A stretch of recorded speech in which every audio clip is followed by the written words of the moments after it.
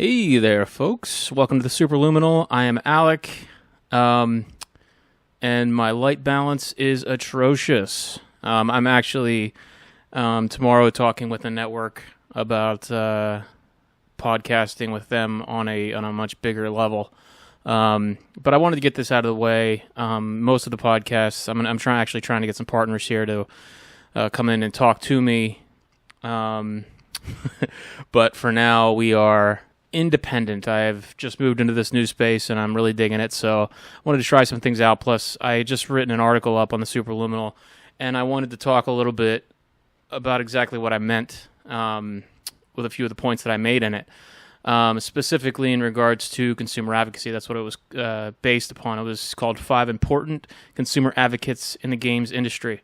My background with consumer advocacy has everything to do with my professional life in advertising operations, specifically in regards to online advertising. I've worked for several very large companies. Just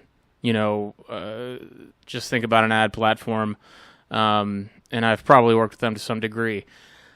I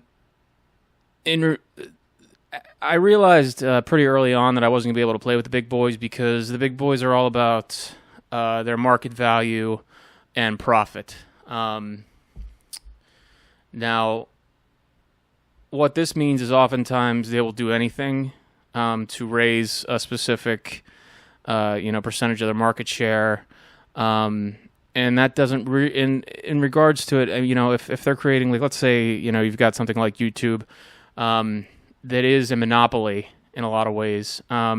You've got kind of a client base that is, or at least a user base that is consistently trapped within your model. And, they can pretty much do whatever they want in terms of advertising, in terms of getting in your way of enjoying their product, as long as they're making money. Because let's be very clear here. YouTube, Google, Yahoo, these are not services. They don't create services.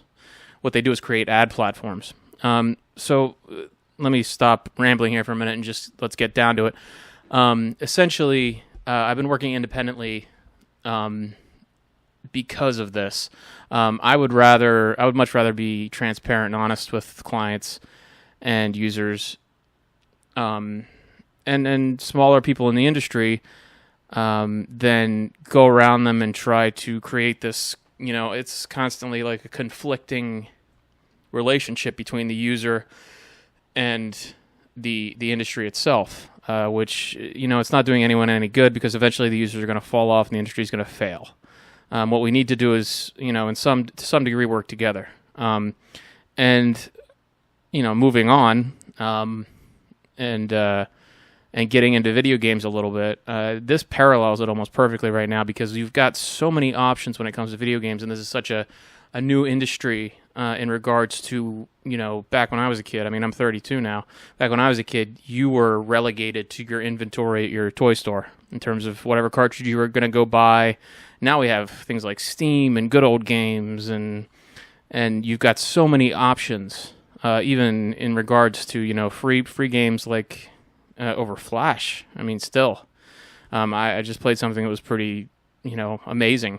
And one of the reasons I focus on independent games is for the same reason that I became independent myself, is because you don't find the same issues as you would with a AAA, publisher or developer that is just going to try to squeeze every penny out of you, regardless of how much fun you're having.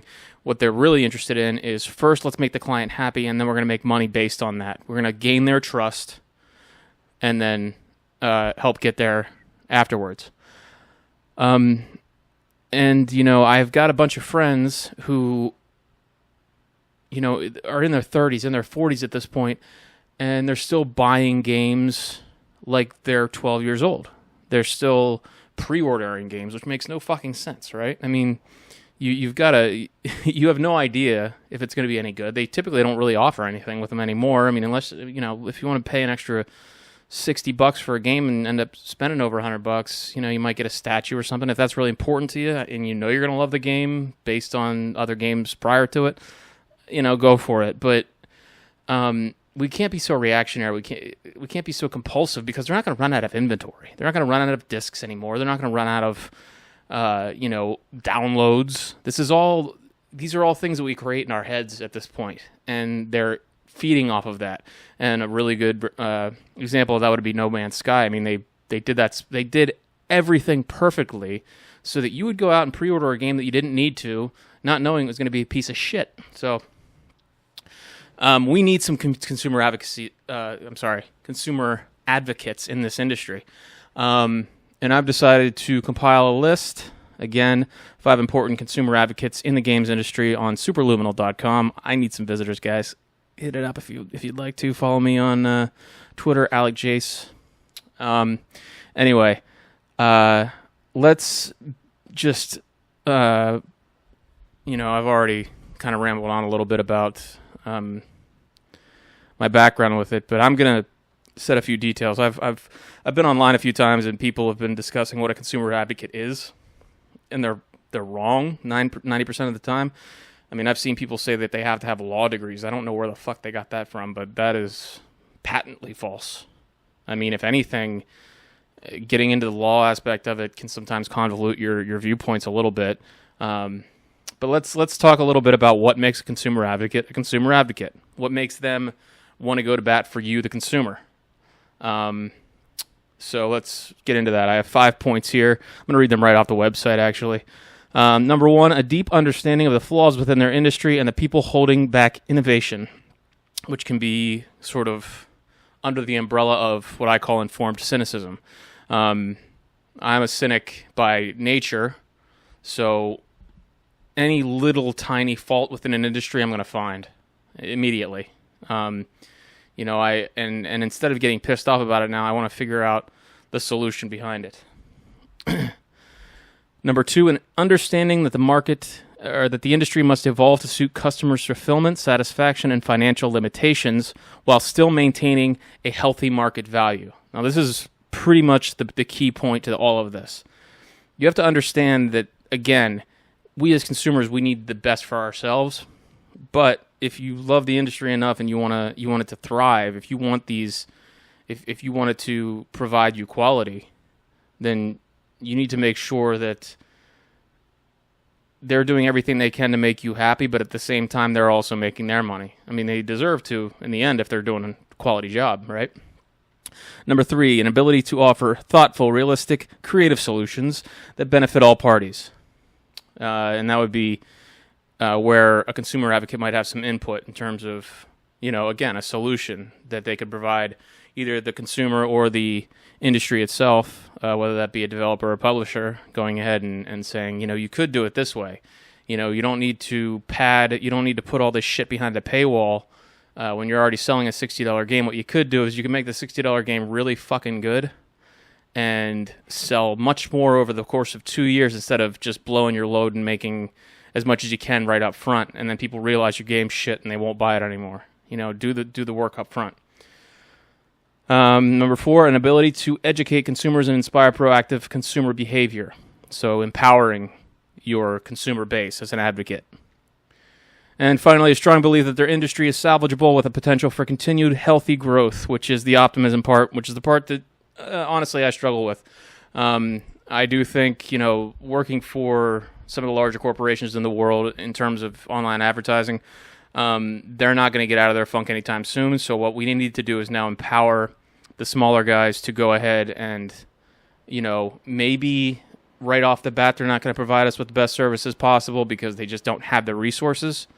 But if we can get behind them, and this translates straight over to independent gaming, if we can get behind the smaller publishers and have them create quality product, I mean, right off the top of my head, what really kind of got me into independent gaming to begin with was Limbo.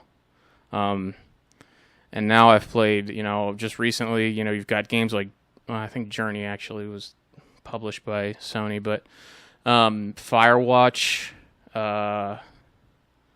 Red Barrels did Outlast. I mean, these games are seriously high quality, and they're at a minimum in terms of market share. But for the small development teams they have, they're doing pretty well. And then they get the offers for the next game, and the next game, and the next game. So yeah, that's that's where you need to have a little bit of optimism. So again, informed cynicism with a little bit of optimism behind it. Now, there are already advocates working within the industry, and I wanted to point some of them out because I think they're doing a great job.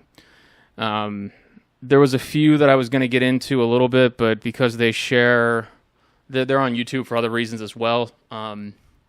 People like Boogie2988, even Phil DeFranco does some pretty good videos. But again, they're all kind of like dipping their toes in several different ponds here. So I wanted to start out just specifically at first. And again, this is a completely editable list. We can go back in if you guys want to comment below and let me know who you think maybe belongs on this list. We can either expand it or edit it, whatever you want to do. I think this is very important that people know this so they have someone to listen to instead of them having to do all the hard work, because as users, you as clients, you don't have the time. You got jobs. You can't just, you are not your avatar. This is all, gaming should be a privilege for you and a fun little thing you do after work. It shouldn't consume you. But these guys are going to do the work for you. And hopefully, on the side, they make a little bit of money off that privilege they give you. So the first ones I wanted to talk about was the group over at Machinima. Now, I'm not really sure how their network is split up anymore. I don't know. In terms of their YouTube presence, I have no clue how that all branches out. But specifically, their shows ETC, TUGS, which I believe is called the Uninformed Gamer Show, and Inside Gaming Daily. These guys really do their homework. Say what you will about Machinima, they have done a lot of articles in the past, which I would, I do think they're a little shilly at times, depending on who's writing for them. But these guys that they have right now seem to be doing a really good job. I haven't been watching them that long, so I don't know who was there before them. But really specifically, Ricky and Elliot, incredible. They seem to, whoever's doing research for the shows, whether it's them, I'm sure it's them because it is a smaller channel. And, even with a big backing like Machinima, they probably have to do a lot of their own work. So their research is top notch. They're really prolific in their releases. So they're always releasing something almost on a daily basis.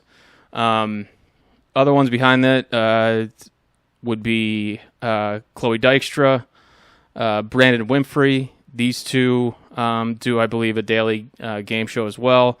They also do some live streams and stuff like that. And yeah, they do have a lot of fun with it. They seem like a really cool group. But in the end, I was in particular impressed with their coverage of the No Man's Sky Sean Murray debacle, as it were. They went ahead and they pulled press releases, interviews, promotional material, all this stuff, and showed that as a developer from the get-go, almost as soon as they got backed by Sony, or maybe even before, they had been lying to everybody that was excited about this game. So, good looking out, right? I mean, there's a reason I didn't get that game. And I knew this shit was going to happen because all my friends that pre-ordered it, they actually had to go ahead and offer them refunds later, which, I mean, you can't write a better story than that in terms of, corporate greed getting to somebody. Just some other notable people on that channel. Again, I mentioned Ricky, Elliott, Chloe, Brandon, Phil, and Shibby. I believe Shibby's one of the writers. He's a pretty funny dude. And then Phil is their producer. Phil's Twitter is pretty interesting. He posted some pretty cool stuff about Sean Murray's emails to him, so that he had shown that they had actually made some personal contact before. And it all. Somehow they get around. They seem to have a pretty good relationship with the rest of the industry, all while exposing them for what they are. So my first consumer advocate as a group anyway would be Machinima's ETC show, TUGS, and Inside Gaming Daily. Shit. Number 4 is one that maybe a lot of people haven't heard of, especially if you're more into console gaming. And that would be Peter Durante Thoman. This guy, he's not really, he's not an entity really. He writes for PC Gamer now every once in a while on their website, specifically about PC ports for console games. Because what he did a few years ago when Dark Souls came out, it was in such a shitty. It was in such disrepair. It looked like garbage on the PC when really it should have looked great. And for that, there was several different problems. It moved poorly, but he went in and it was shockingly quick how fast he fixed that game with a patch called DS Fix. And ever since then, he's been putting out these little articles, and again, not very prolific in his writings, but one thing you can say about Durante that is not true about the other people on this list is that this guy has actually gone out and done something. And I don't mean that, I don't mean that in any detriment to the other people on the list. What I mean is he's gone beyond words, and he's actually shown us, because, I don't know shit about development. I know about audio and video and writing a little bit. So as a layman myself, to see someone who, does stand out really as a fan right now. I don't know who he works for. As far as we know, he does have a PhD in computer design, or again, computer programming. Yeah.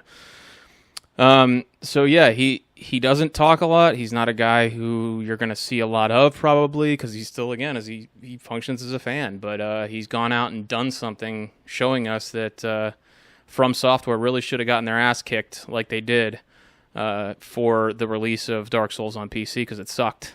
It looked bad. It played bad. And Durante fixed it in no time flat. And this kid is, as far as I can tell, way younger than I am. So impressive stuff. So he was number 5 out of 4. Number 3, Danny O'Dwyer. Now he's one of the, as far as complete optimist goes, this guy's just kind of a joy to watch. I said in my article, he does seem enamored with the art of video games. He does seem in love almost with, his nostalgic. I really like some of his more nostalgic videos that he did with GameSpot. He used to work for GameSpot. He just went independent, actually, with a hugely successful Patreon. We'll get into that in just a second. But with GameSpot, he had a show called The Point. And he did expose a lot of different things that didn't, they weren't complex concepts, if you will, about certain video games and certain industry behaviors that were detrimental. Some people have brought this stuff up before, but what he does is, and forgive me, the guy that was doing those videos with him, but they were brilliant. If you ever get a chance to watch The Point on GameSpot, the guy really went out of his way to show utmost respect for the industry that he had grown up with. And then at the same time, he started kind of figuring out where it had gone. It started going down the shitter a little bit.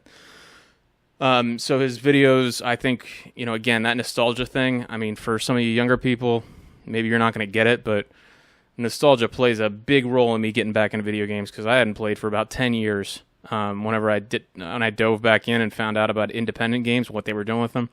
And now I'm trying to make a profession out of it if I can. So, and I do think that Danny had a lot to do with that. But again, he goes into different things like silly game mechanics like inventory management. He talks about the hype machine that is the industry now, and again, that has to do with pre-orders, freemium gaming, things like that. But he talks a lot, and I love this. He talks a lot about what was that game? What was the car game? The soccer car game. Cannot believe I forgot that right now. All right, well, anyway, he talks about that independent arena soccer game played with cars that came out just a couple years ago, and how much he loves it. He's put like over 100 hours into it. And then he has no problem dumping money into the software after playing it for so long, because he got it for free initially on the PlayStation Network. It only sells for $20 now. I mean, the game is seriously good. Fuck me, I can't remember the name of it. Yeah, I mean, if you get a chance, you know, it's available on Steam too. I cannot believe I don't remember that. I'll get over it. But yeah, he had gotten it for free initially, and it only sells for $20 now. And you know, they had put enough into that game that it became valuable to him. So he didn't have he had no problem buying skins for cars, or you know, maybe buying different arenas. I haven't played it enough to really know exactly what you can buy, but it is a fun game. And I'm in total agreeance in terms of excuse me.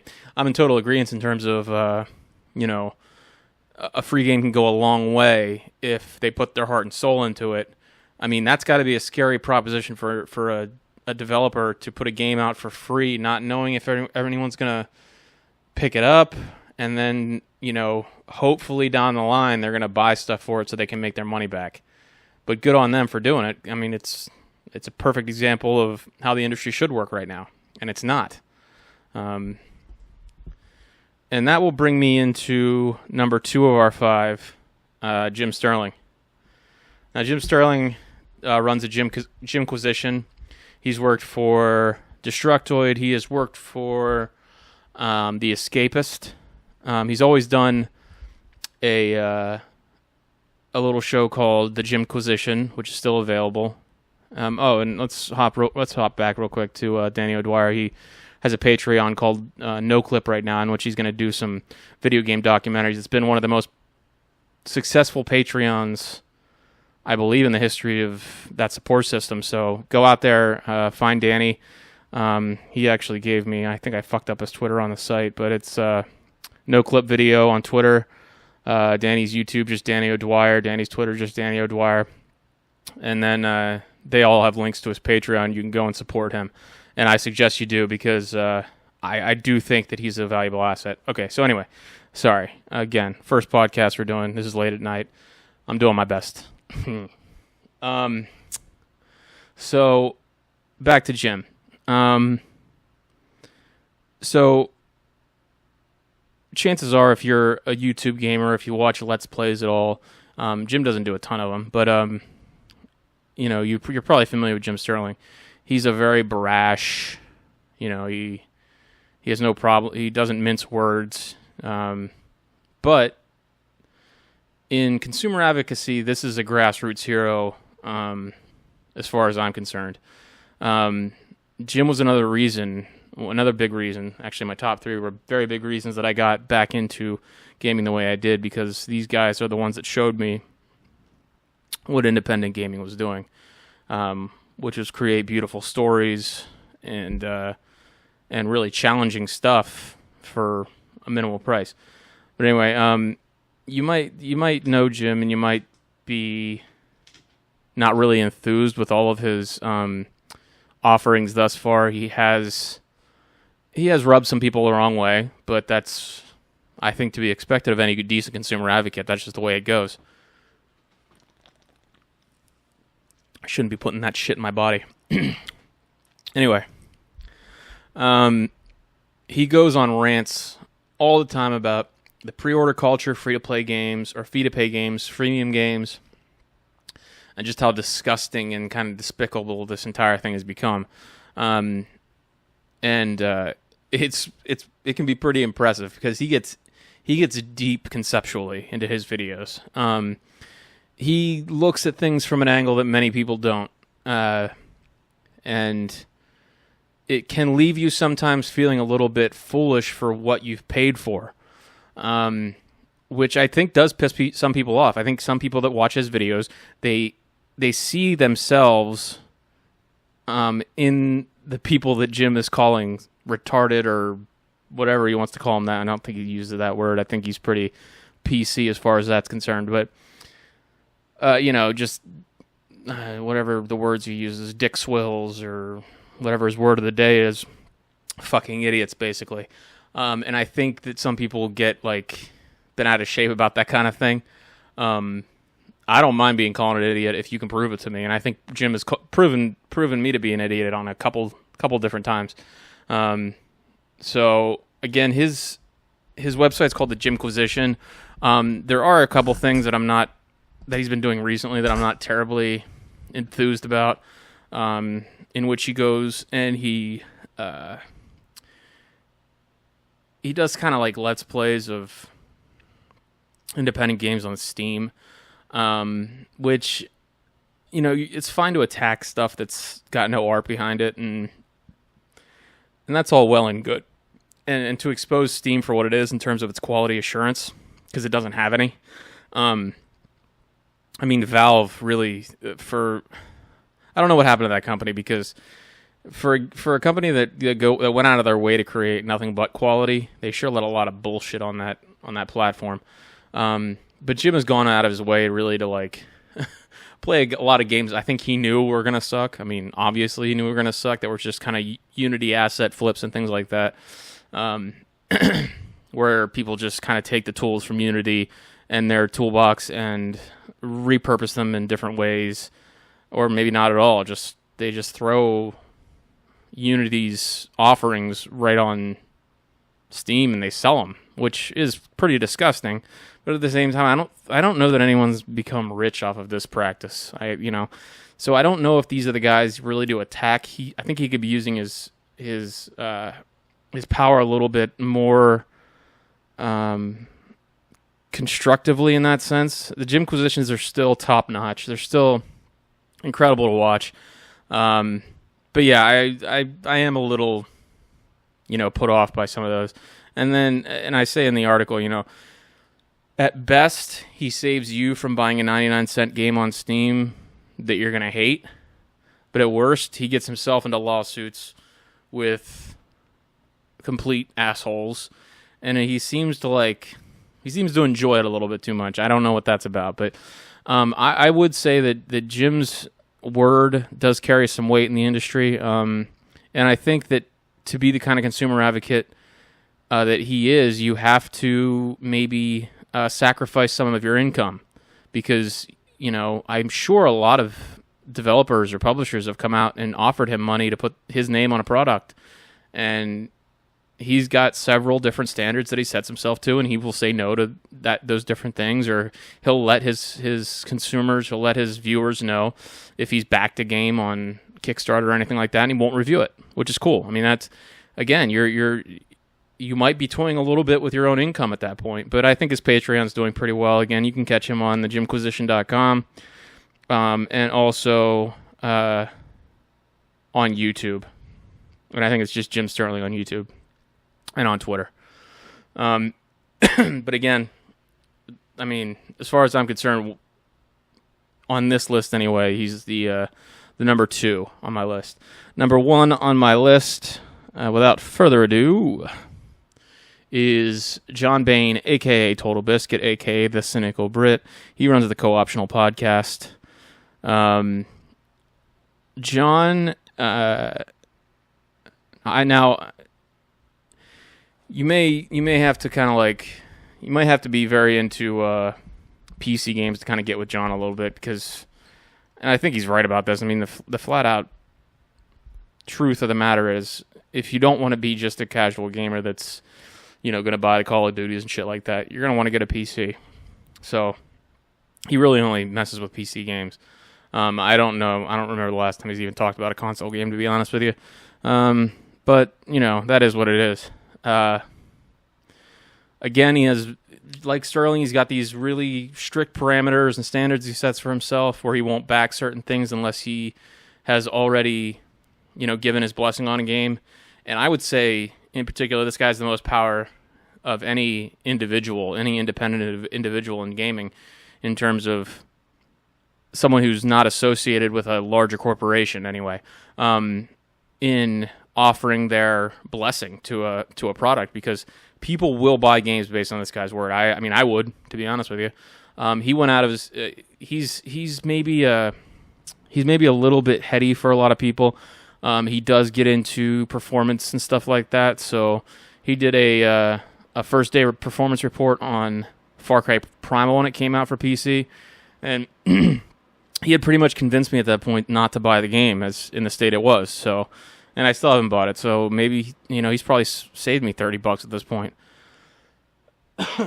Excuse me. So he does know that like very granular kind of information that a lot of people don't. And another one, he's I keep going back to Boogie started talking about, because Xbox was talking about, people that want to talk about teraflops and shit like that. I don't know. It's like the word of the day for some people. But anyway, John knows his shit. He's more adult than almost anybody else on YouTube or podcast or whatever you want to say, his main output. But TotalBiscuit, John Bain, Cynical Brit, whatever you want to call him, he is the most adult. He is very measured in his delivery, to the point of sort of dryness at points. He, not to say he obviously loves games and he has fun playing them, but, he will put out, I can see I'm already over a half hour right here, so maybe that just comes with age, is us rambling on, but John, he wants you to get every point that he's trying to make, and he's not going for the laughs. Jim will make you laugh. Danny probably will make you smile at some point. The guys at Machinima, laugh, smile. Durante, he's another kind of straightforward guy. But because of that, and it's interesting that I didn't even know this, but apparently the average gamer right now in America is 31. And me being 32, I think John is in that area too. We are, I guess, basically the main demographic for buying video games right now. Males at the age of 32, or at the age of 31, rather. So I found that interesting.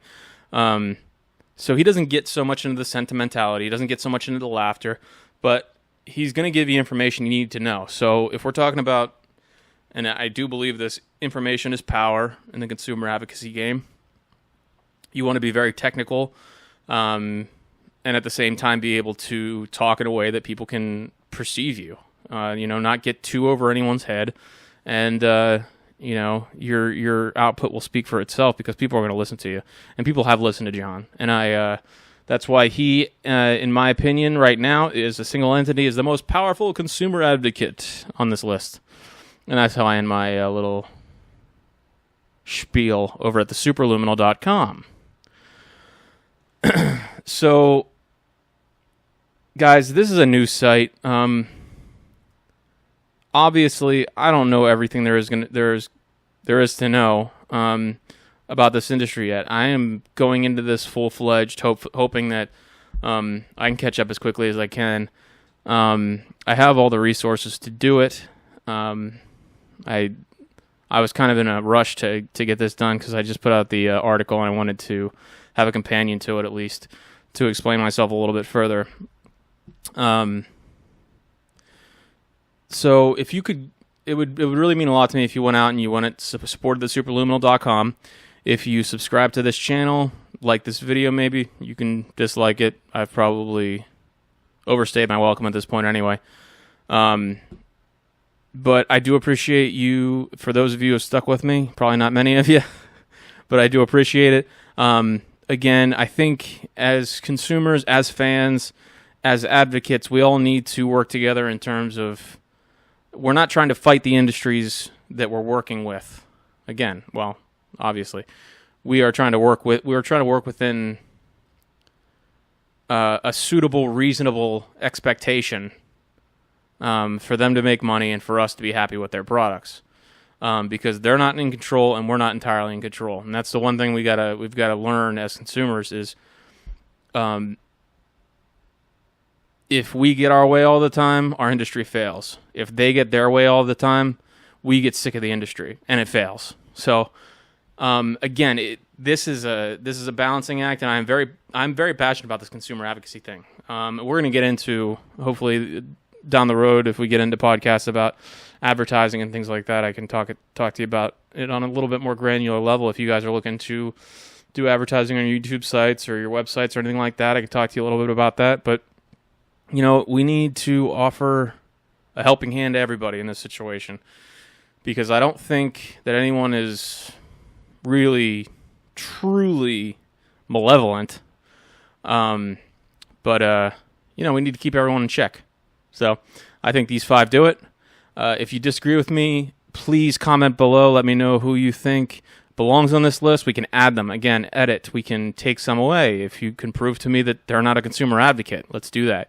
But, I don't think there's any real strict definition on this yet. So, let's talk about it. My name is Alec Jace on Twitter. Please, again, like, subscribe, comment below. And check out all the consumer advocates on the list if you haven't heard from them, if you haven't seen them. I highly recommend every single one of them. I will, most of these podcasts are not going to be supremely positive in nature, so this is the one you get for right now. And I look forward to doing more of these for you guys. We're going to have a lot of guests on, and when I start working with this network, hopefully things really start taking off in a big way. And my next podcast or my next video, this was, again, such a rambly thing. I decided to make it a podcast. I could cut it up if I wanted to, but I'm not going to, because what's the point? So the next few ones, I'm going to do reviews. I'm going to do some Let's Plays. We're going to show some examples of what works, what doesn't, for certain games and for certain publishers, developers, blah, blah, blah. All right, I'm going to get out of your hair for now. Thanks, guys. If you've stuck with me, you're the best. Have a great day.